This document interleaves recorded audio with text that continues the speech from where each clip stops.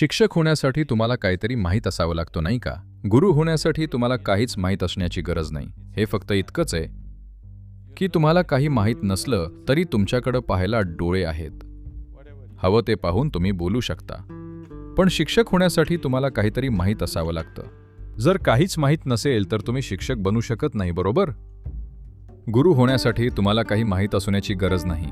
फक्त एका विशिष्ट पातळीचं आकलन हवं, बस इतकंच. तुम्हाला कशाचीही माहिती नाहीये. हे सोपं आहे. शिक्षक असणं कठीण आहे कारण तुम्हाला खूप गोष्टी लक्षात ठेवाव्या लागतात.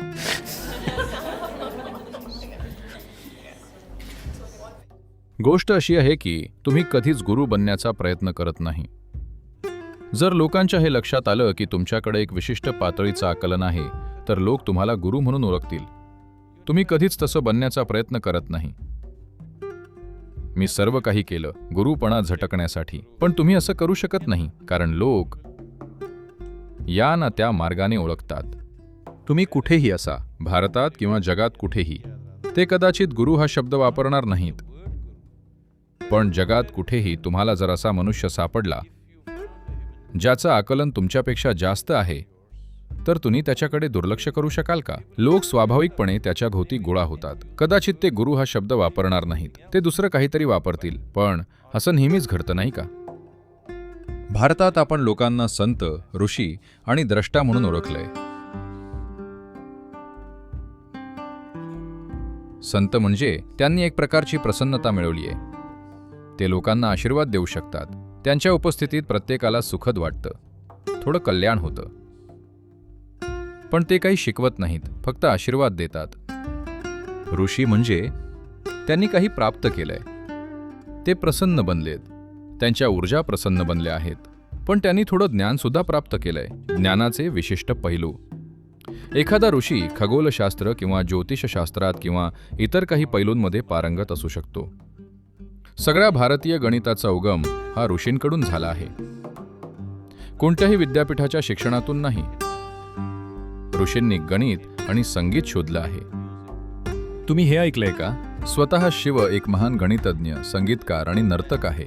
असं सगळं कारण गणित स्वाभाविकपणे आलं. जेव्हा एखाद्यानं अस्तित्वाला पुरेशा सखोलपणे पाहिलं तेव्हा त्यामागचं गणित मानवी बुद्धिमत्तेत व्यक्त होऊ लागलं आणि ते स्वाभाविकपणे गणितज्ञ बनले. तुम्ही रामानुजनसारख्या लोकांच्या गोष्टी वाचायला हव्यात. कोणत्याही शैक्षणिक पाठबळाशिवाय ते एक अलौकिक गणितज्ञ होते. कारण विशिष्ट पातळीचं निरीक्षण जे ऋषींकडे असतं. द्रष्टा म्हणजे असा एक जो पाहतो. हा खूप योग्य शब्द आहे. जो जीवनाला आहे तसं पाहतो. याचा अर्थ इतर पाहत नाहीत का? होय, इतर पाहत नाहीत. इतरांची ज्ञानेंद्रिय अर्थ लावत असतात. पहा, सध्या तुमची ज्ञानेंद्रिय अर्थ लावत आहेत. हा दिवस आहे, इतक्या तासांनी रात्र होईल. तुम्ही जंगलातल्या पशूंना विचारा, त्यांची ज्ञानेंद्रिय असा अर्थ लावतात, ही रात्र आहे, काही तासांनी दिवस येईल. तर हा इंद्रियांनी लावलेला अर्थ आहे जो तुम्हाला माहीत आहे, तुम्ही पाहत नाही. द्रष्टा म्हणजे तो पाहतो, जसं आहे तसं.